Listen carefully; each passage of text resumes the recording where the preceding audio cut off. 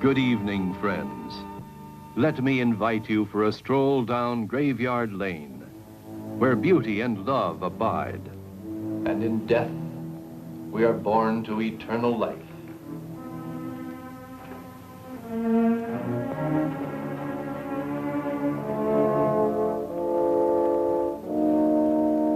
All monuments, from the simplest to the most elaborate, stand erect on the closed books of the lives of our beloved departed. And each marker withholds many stories, some filled with happiness, some filled with sorrow.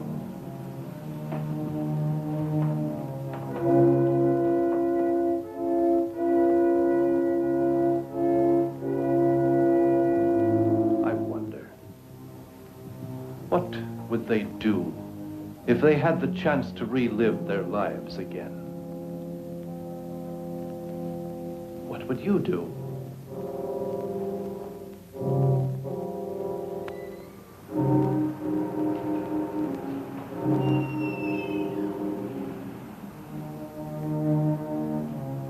Yuma? Yuma?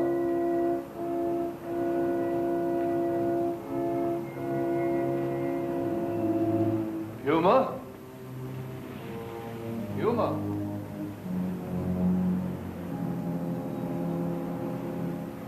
Yuma? Yuma? Yuma? Come to Rigor. Where are you? Yuma!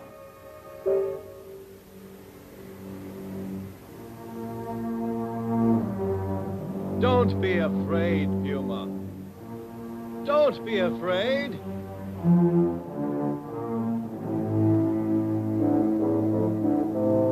Yuma!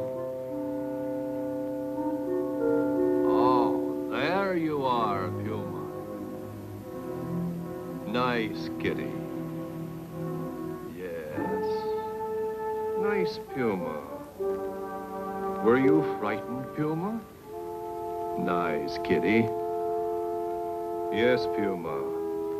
Now, just you and I go for a stroll, huh?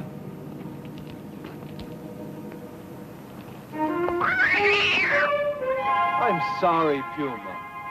I didn't mean to step on you. Puma? Puma! Puma! Puma? Puma? Puma! Where are you? Don't be afraid.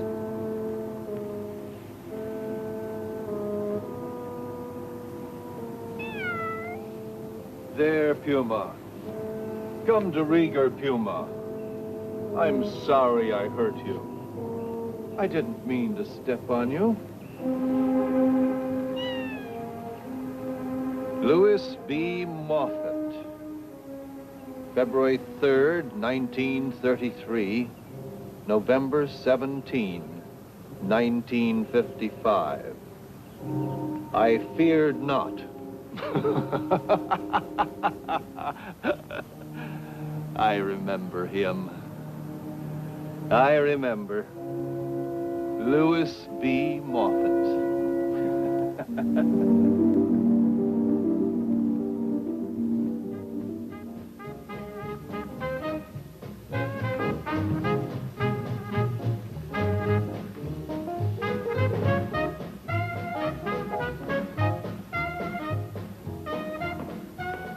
Go in the cafeteria. Anybody hungry? Just waiting for you. I'm ready. Come on, Lou. The girls will be there. Where are you going? To the cafeteria. Oh, not now. Maybe later. Say, when is your first lecture in dissection? It's any day now. You're in for quite a treat. Professor Rayburn is a terrific cut-up. Say, how's your stomach, Lou? Physically, I'm fine, but technically, well, that's another story. I gotta keep hitting the books. Betty might be at the cafeteria. Ah, come on, let's leave them. Let's go, fellas. I'm stuck. I hope the hamburgers are good tonight.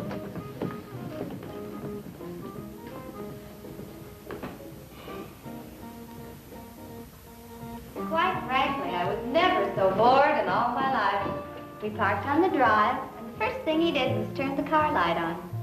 Aw. Then he opened the glove compartment, took out some paper, and read me 7 chapters from a book he's writing. What's the name of the book? Oh, that I remember. He called it The Beat Evolution. Alice, are you sure there were no calls for me today? The phone hasn't rung even once. Has it, Bunny? Not even once. Gee, that's funny. When Louis says he'll call, he's always right on the dot. I wonder if anything's wrong. Are you kidding? Nothing will ever happen to that one. Why not? He's just like any other human being. Is he? Not from what I hear. What do you hear, Alice? Well, Jerry says he's got nerve that won't quit. My boyfriend Seymour says he likes him. Alice, you were saying something I sure wish you'd finish. I just happen to think he's a little on the oddball side, that's all. Well, you might not if you understood him. Do you understand him? I think I do. Well, pretty well, anyway. I always get the feeling that there's a fight going on inside of him. I can't quite explain it to you, but it's like there were 2 people inside of him, 2 separate personalities trying to gain control. I know I'm not putting it right, but I know how I feel when I'm with him. Betty, I think you're in love with the man. I could be, if it weren't for one thing. What's that? Nothing seems to shake him. He's not afraid of anything. It might hurt him someday. What do you think? Oh, you could go crazy trying to figure the answer to that one. I'm going to call him.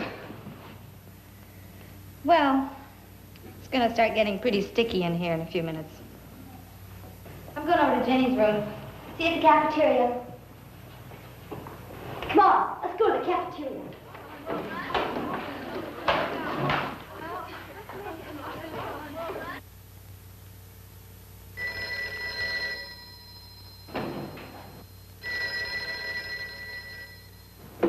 Hello?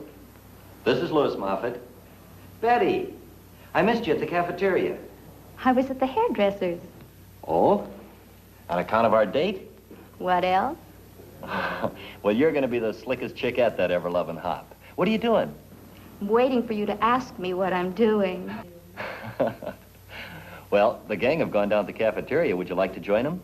I'll pick you up. Now, that's what I call service. Send Mr. Moffat's car around to the door, James.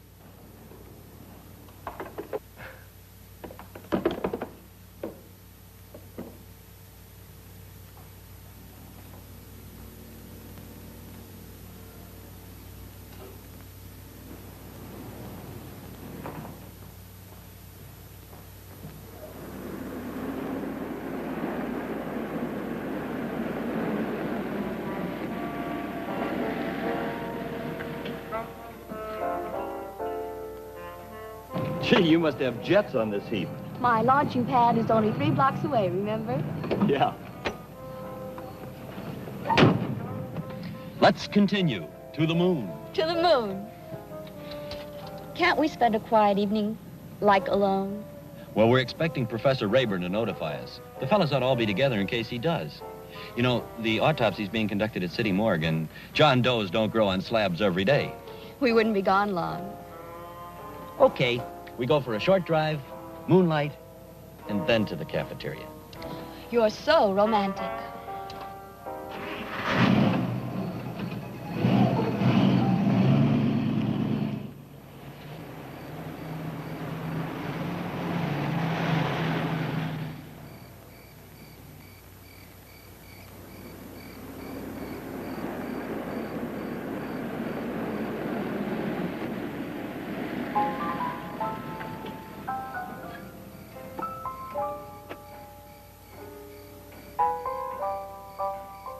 Magnolia blossoms.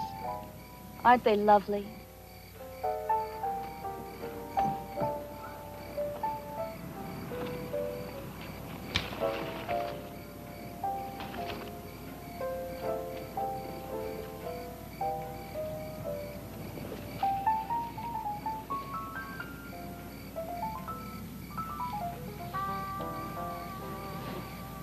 I wish you were studying law or architecture or engineering or anything except medicine. But, darling... Just because your father was a doctor doesn't mean you have to carry on with a life that was set by someone else. Betty, we've been over all that before. I'm studying medicine not because Dad was a doctor, but because, well, I feel I have the qualifications that'll make a good doctor. For instance, I'm not afraid of any of it. I'm not afraid of the blood or the corpses or the operations. And things like that are important for a doctor to do his duties well. I'm sorry, Betty, if you're not interested in all that. It's my fault, darling. I'll never bring up the subject again.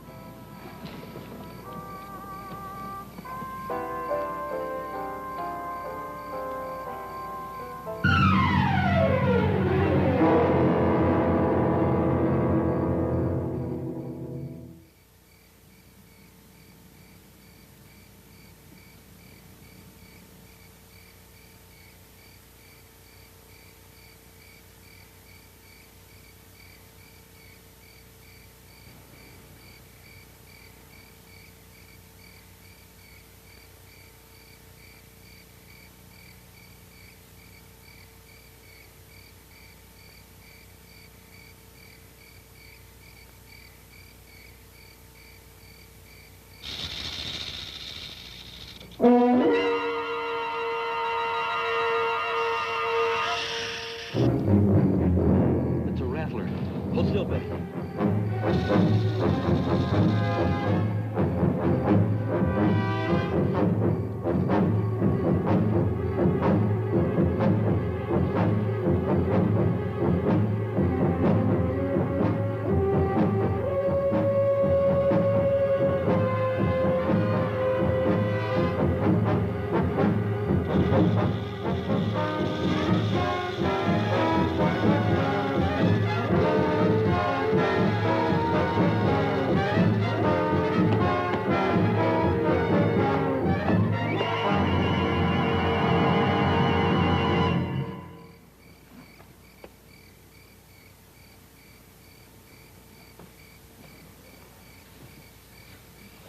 Are you all right, Betty? I'm all right, Louis. You're not afraid of anything. Not anything.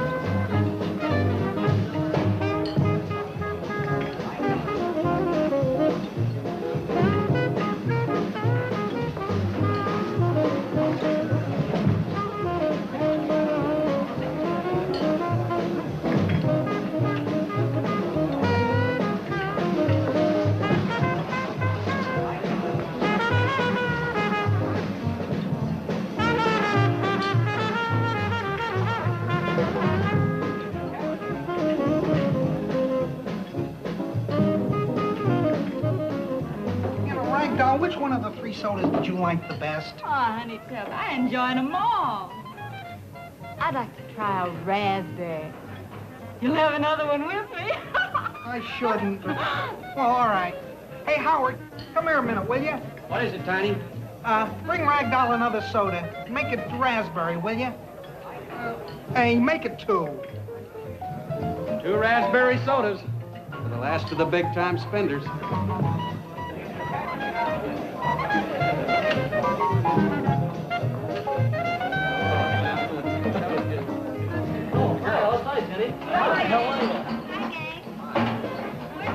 I don't know. I wonder what happened to him. Oh, if I know him, he's still at his desk. Odd fellow, that Moffat. Rarely mixes with anybody or anything. Just books, classes, and more books. You're forgetting Betty Crawford. What she sees in him, I'll never know. She's beautiful and smart, too. Yeah, she's very devoted to him. Doesn't play the field, like some girls I know. Is she coming to the hop tomorrow night? Yeah, with Louis. He won't be there, not if the autopsy's for tomorrow night.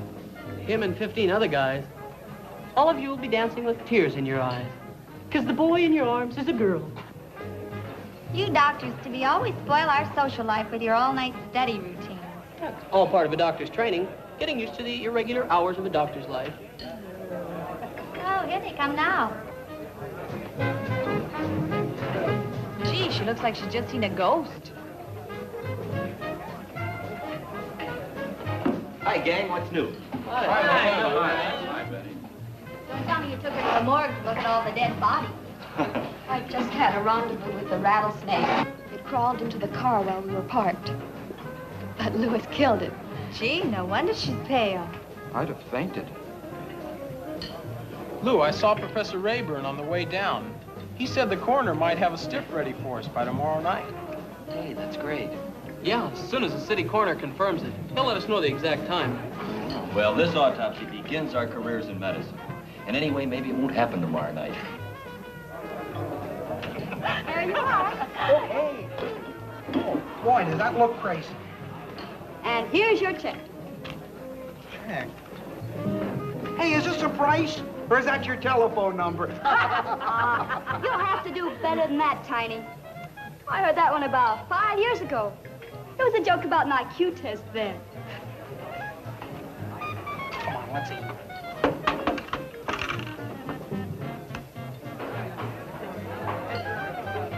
This is great. Saccharin tablets. Help to keep the weight down. I gotta make that fraternity.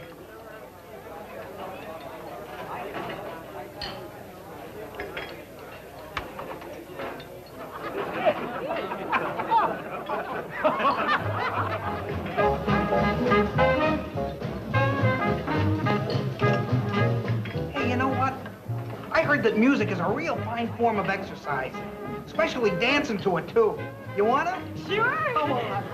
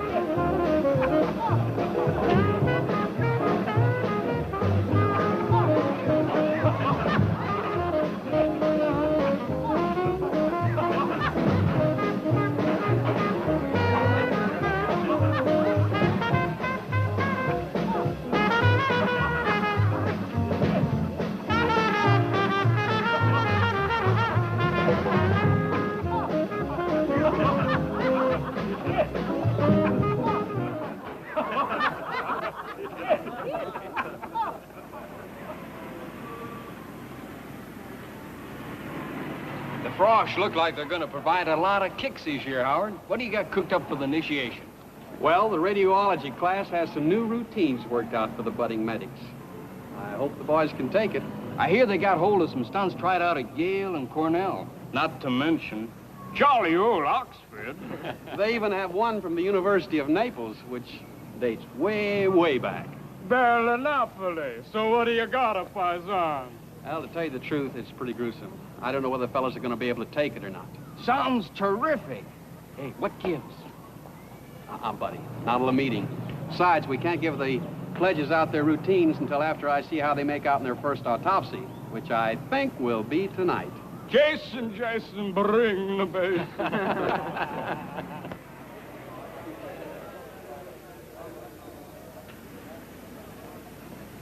Professor Rayburn. Hello, Moffat. Professor Rayburn, may I ask a favor of you? Why, certainly. What is it? Well, I understand that you use a student to assist you at your autopsies. Yes, but that shouldn't concern you. I usually pick seniors. Well, I was wondering if I might help you. That's odd.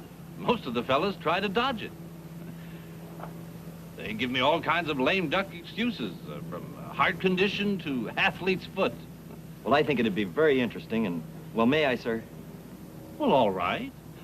I tell you what you do. You go by the morgue just before class and slip into a surgical gown. And I'll give you your instructions.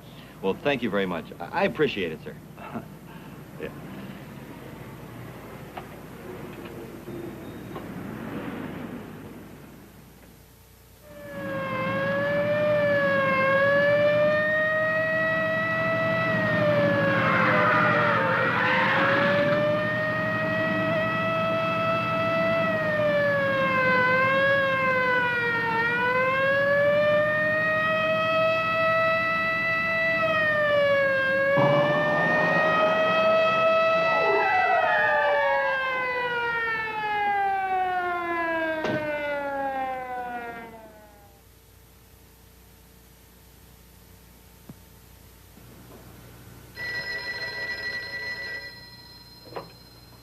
Hello? This is Dr. Rayburn. Oh, yes, Carl. You have one ready? Oh, no, it's not too late. I'd rather have it tonight. Well, you see, tomorrow is Saturday, and there's no class until Monday, so... Oh, that'll be fine. Yes, I'll notify the class immediately. Thank you.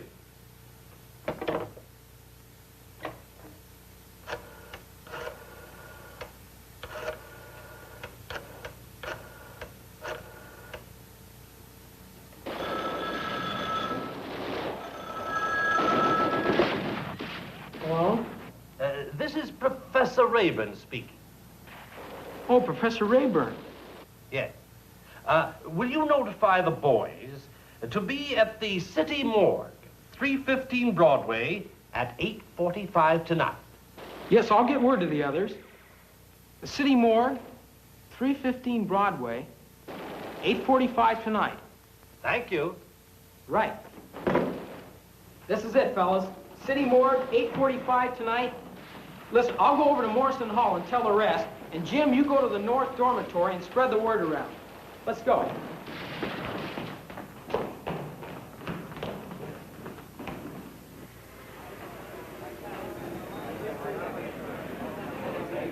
Hurry up, we have to be at the morgue in 15 minutes. Howard, can we use your station wagon? It's all right with me, but let's get going. And Jerry, you can take 6, can't you? Yeah, I can take 6 with me. Good. We'll see you there. And remember, 315 Broadway. Come on, let's go. Be there. 315 Broadway.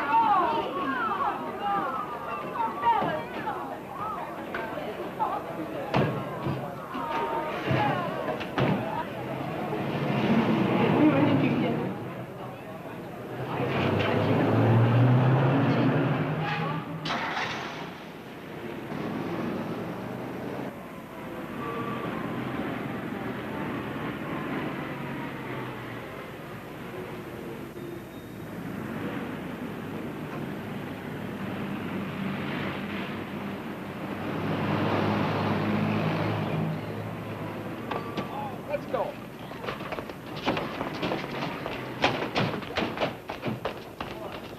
Run upstairs, upstairs.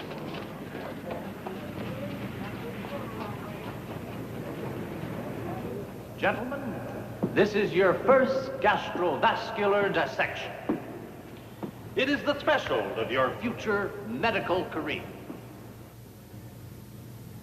Some of us may succeed, and some of us may falter. However strong we may feel, some of us cannot overcome certain inner emotions.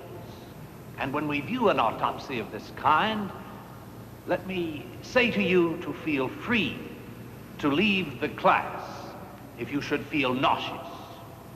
It is sometimes difficult for us to accustom ourselves to the callousness of what is to follow. Mr. Moffat, will you roll in Mr. John Doe, please?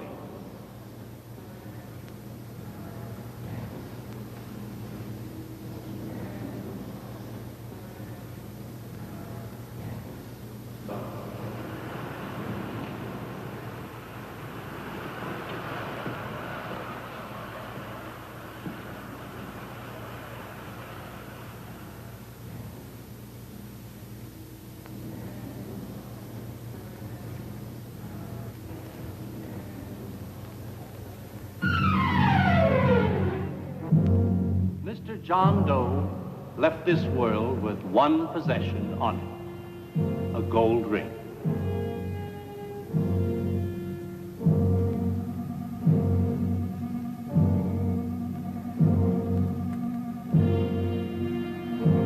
We shall begin with a pectoral incision.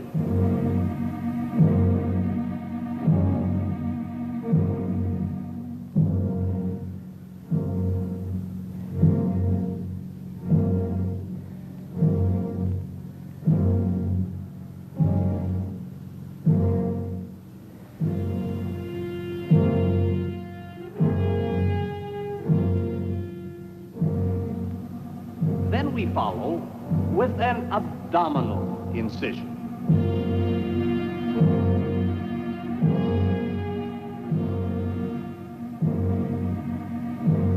We have now exposed the gastrovascular cavity. We have cut through the epidermis, and you see this yellow mass. That's the fatty tissue. It reminds you of chicken fat.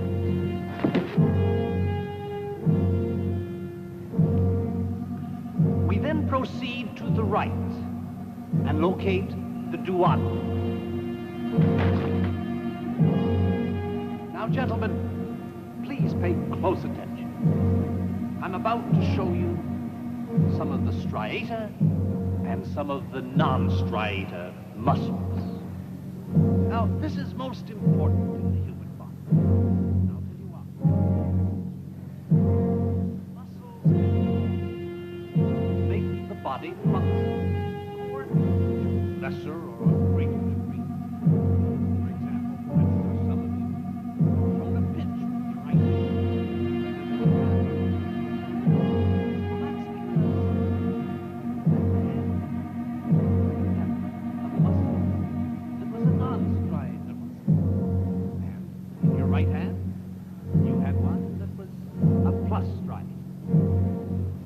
Very simple.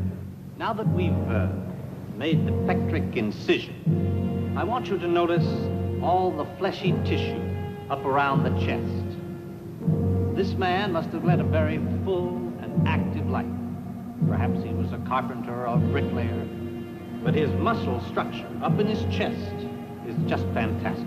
You notice all the tissue in here, you see that? Now, another indication, gentlemen. When you look at the duodenum down here on the right, you find, all kinds of little things. They look like, well, chicken eggs sometimes, except chicken egg with a broken blood vessel in it, you might say. It's a kind of a dark, bloody mass. Well, it's not very pleasant to look at, I must admit. But it's most important to the human anatomy. Very important indeed. As we look in the upper chest cavity, you will notice something that is most important. The aorta. The aorta is the most important blood vessel.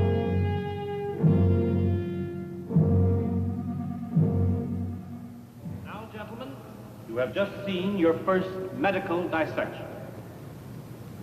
Mr. John Doe has rendered posthumously a great service to medical science.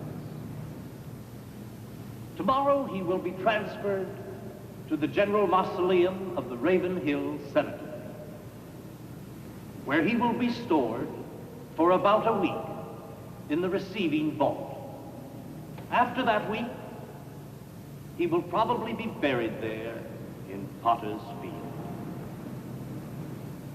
Mr. Moffat, you may escort Mr. John Doe to his drawer.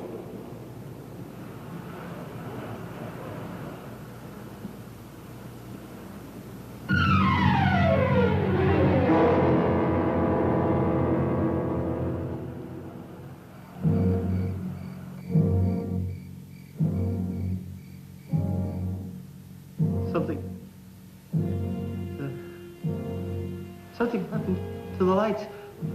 Don't let them come after me. Please. It's dark. Somebody.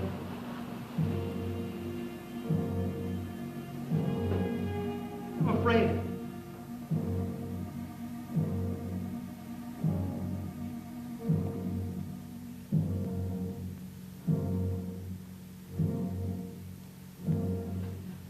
What is it? What's the matter? You were talking in your sleep. What's wrong? Having a nightmare?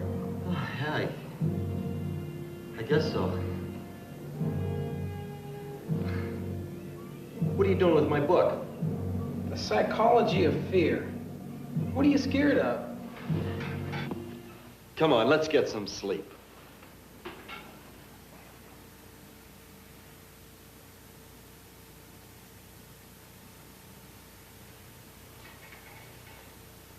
What's the matter with you?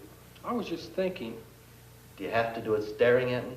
You know, every time you have a nightmare, you always say the same words. Don't turn off the light. What are you doing now? Taking notes? What does it mean, anyway? Ask a psychiatrist. But don't get touchy. Well, how do you think it feels to wake up and find some guy staring at you? I don't mean to bug you about it. It's the same nightmare I've been having ever since I was a kid. It's got some meaning, I guess, but I don't know what it is. Maybe I've been around too many dead bodies. Look, if it annoys you, I can move to another room. Oh, no, I didn't mean that. I just wondered. Don't you ever have nightmares? After that autopsy, I'll probably have plenty of them. Look, it's 10 minutes after 4. Let's get some sleep, huh?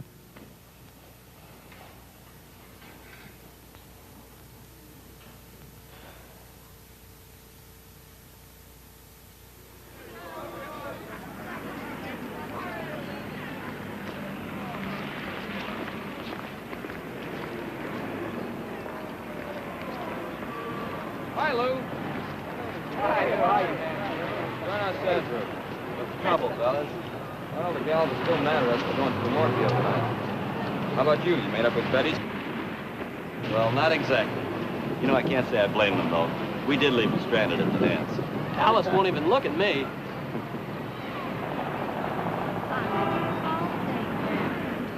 I don't know how they have the nerve to want to speak to us even after last night.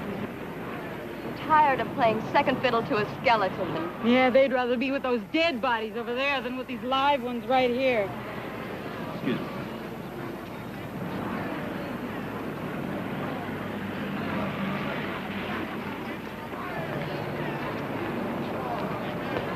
Betty?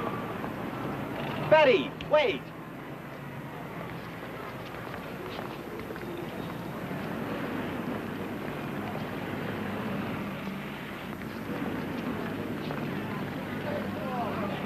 I was hoping they'd get over it before we do it again for the Friday night. That's right, the barbecue. And also initiation night. When are we going to get our initiation assignments? The orders will be handed to us in sealed envelopes at 11 p.m. after the barbecue. That ought to be a ball. For whom? I hear some pretty gruesome stories. After that autopsy, what could be so tough? Oh, that's where I came in. Hey, you're the only guy that didn't seem to mind it. Mr. Moffat, you may escort Mr. John Doe in. Say, I know what your initiation assignment should be. Say, if you're thinking what I'm thinking. Don't say it. We'll suggest it to senior committee. Well, I'm game, just so long as I make the fraternity. Hey, we're going to be late for class. Let's go. I'll see you, Mother. Boy, if they only knew what they're in for. Comes the dawn. Brother.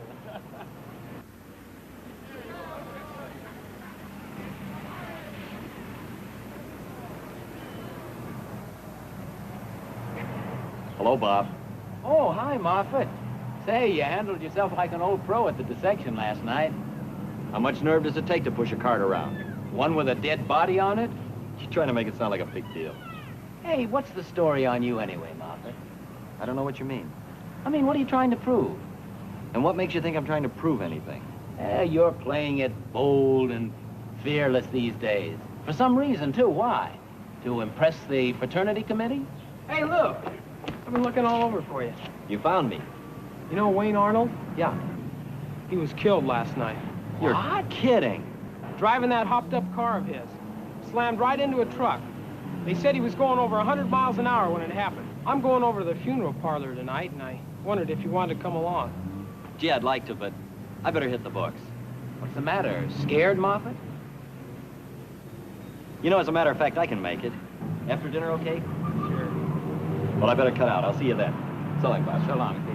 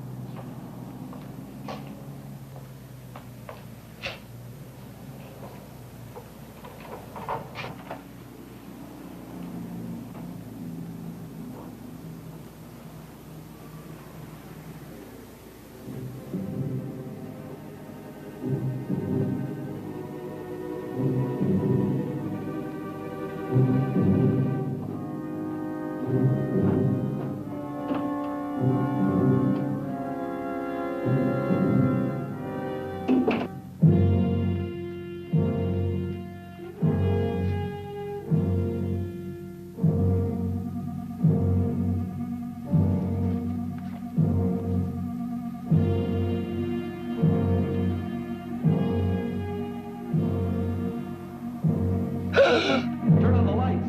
It's dark. Carl, don't panic, Lou. I'll light the candle. What's wrong? I gotta get out of here. Come on. What happened? It got dark. Yeah, the candle blew out. Do you remember that nightmare I had? I said I didn't know what it meant. Yeah. Well, I didn't. But I do now. When I was 8 years old, my grandfather died, and the coffin was in the living room.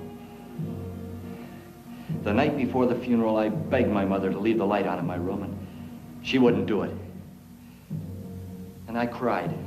And she told me if I didn't stop, my grandfather'd get up and give me a licking. And then she turned out the light and she left me. And I laid there all night in the dark, listening to all the sounds, scared to death that body'd get up and come into my room. Wow. Well, now that you know what the reason is, it won't bother you anymore. I sure hope so. Look, do me a favor, will you? Sure. Don't tell anybody what happened. Don't worry, I won't tell anybody. You know how it is. You just don't want people to think you're chicken. Well, nobody thinks that anyway. I sure hope not. I don't want them to start. Come on, let's get out of here.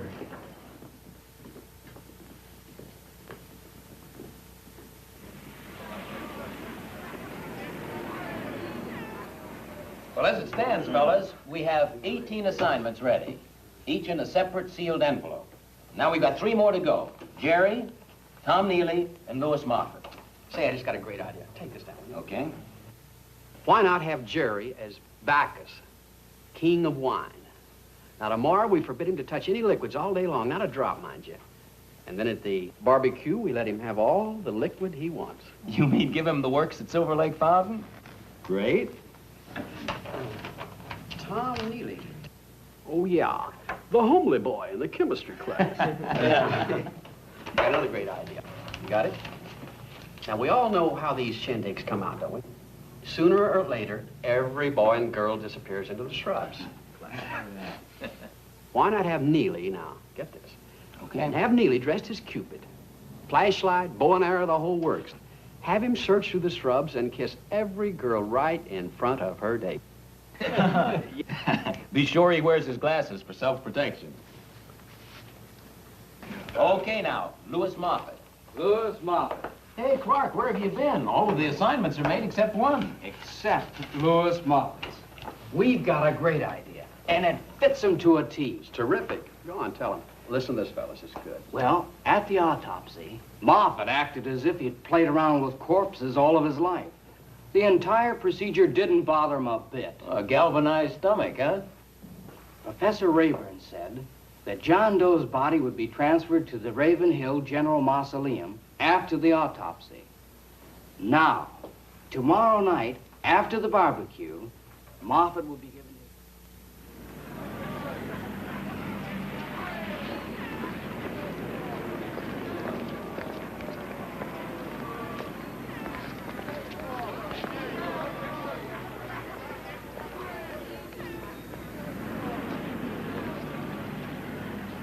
Betty.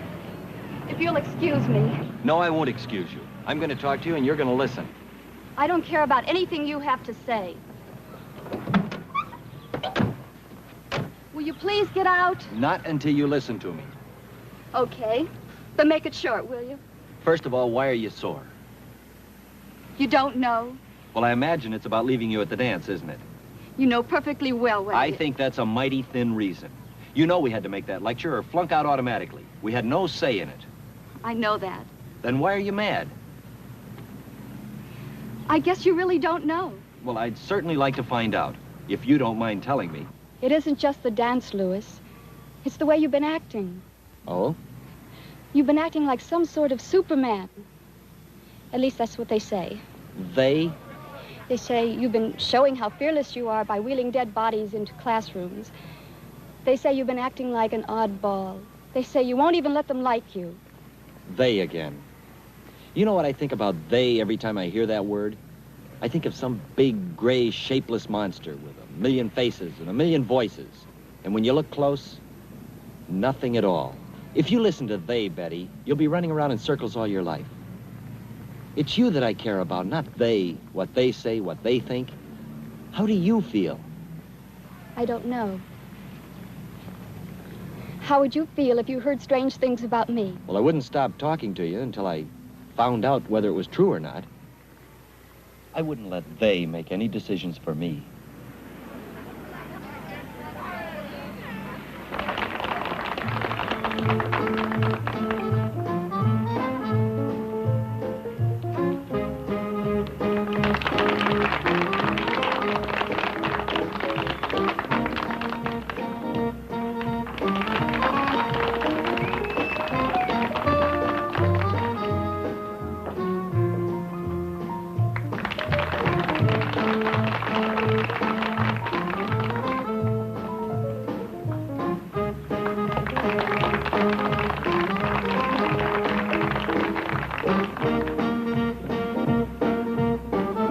Professor Rayburn? No. How about you, Dr. Walsh? No, thank you.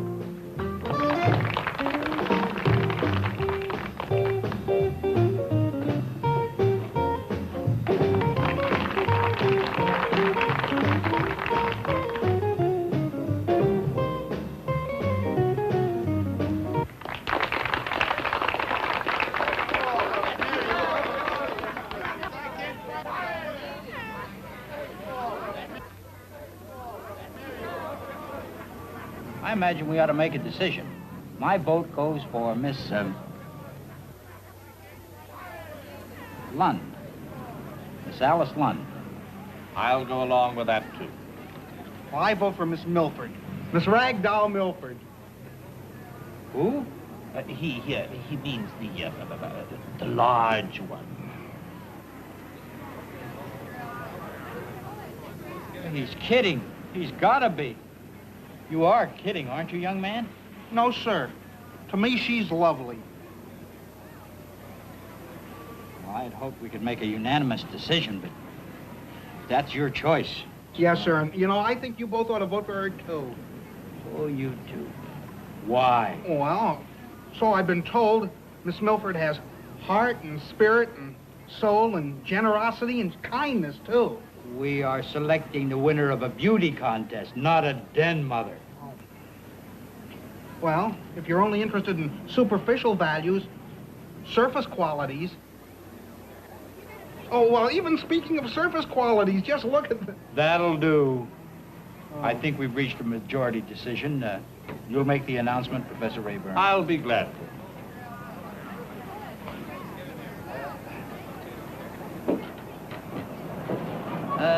Ladies and gentlemen, it is my pleasure to announce that the judges have reached a majority decision.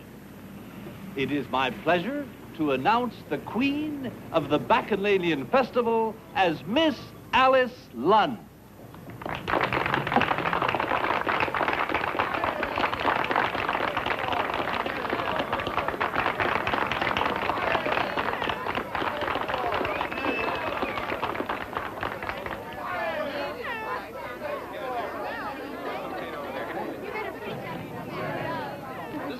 Hey, here we go. Here's the hot dogs, folks. Come on, let's get the hot dogs. What are you waiting for? Oh! Hey, come on, let's get some, because there's going to be no one left. Oh, I got one here. I'll get another. I can't pick this up. It's like going to... I got it and I lost it again.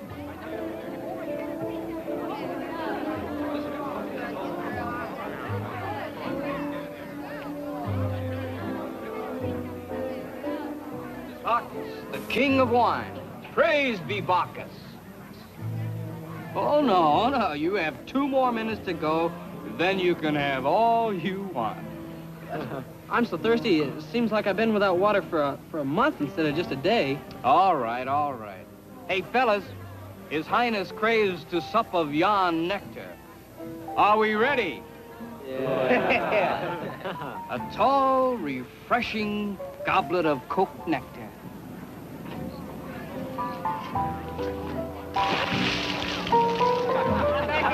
Everybody back in.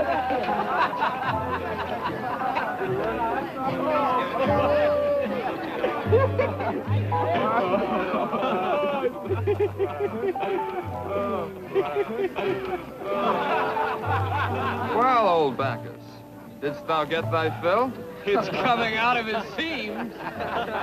Well, did you spot any lovers? Yeah, I'm afraid I did. Oh. But I'm not giving up so easy. I'm gonna put this assignment on a paying basis.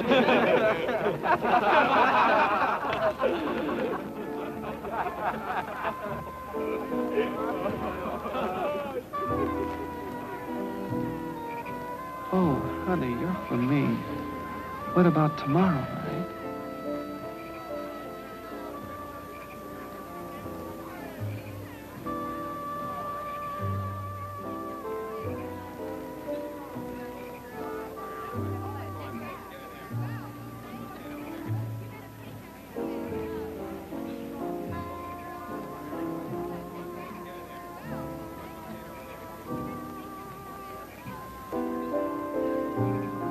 I've got another one in my purse. Oh, boy.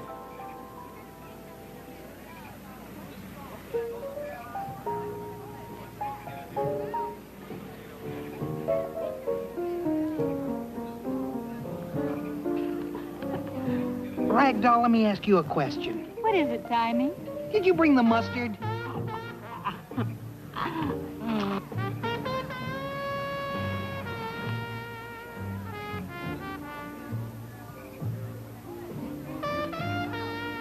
What a cute little chick.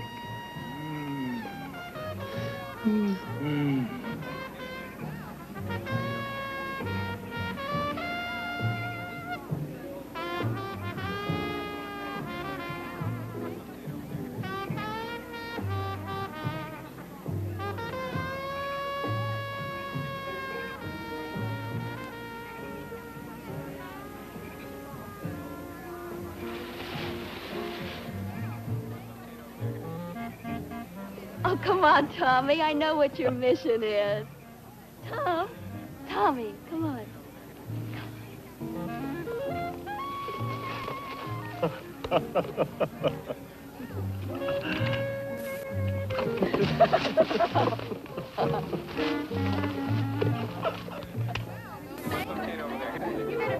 Well, I almost made 36 inches. See? Hey, you did pretty well, Tiny, considering. You mean I'm in? I'm a brother? Well, not quite. What do you mean? Here's your assignment. Let's see. Tiny, for the next 7 days, you will forego all food whatever, with the exception of bread and water at 3 regular intervals a day. Oh, no, that's too much. I quit. Here, you can have my saccharine bottle and take back your assignment. I don't want to be anybody's brother that bad. Besides, I already got me a brother. And I got a sister, too. I'm going to go find Ragdoll, because she likes me just the way I am. Now, wait a minute, Tiny. Wait a minute. What do you want? You passed. Yeah? I was just kidding you. You passed your initiation. You're one of them. Yeah? Didn't have the heart to keep you worrying about it. Oh, you mean I'm a brother? Oh, boy. Wait till I tell Ragdoll. It's almost 11:30. My assignment. May I read it? Sorry, darling. Against the rules.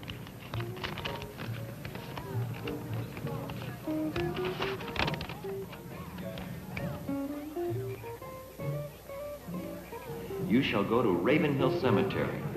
Enter the General Mausoleum. In aisle 3, crypt 18, you will find the remains of autopsy John Doe.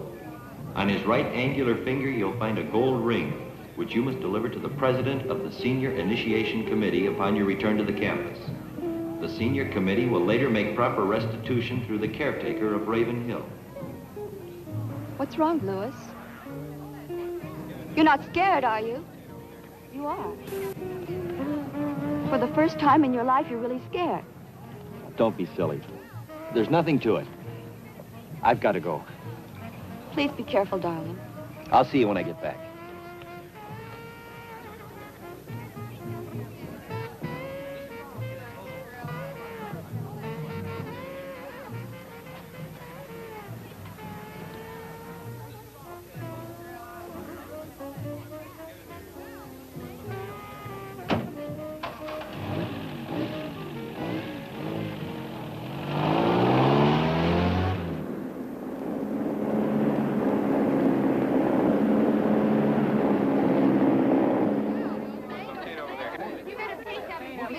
Hey, Bob, have you seen Lou around?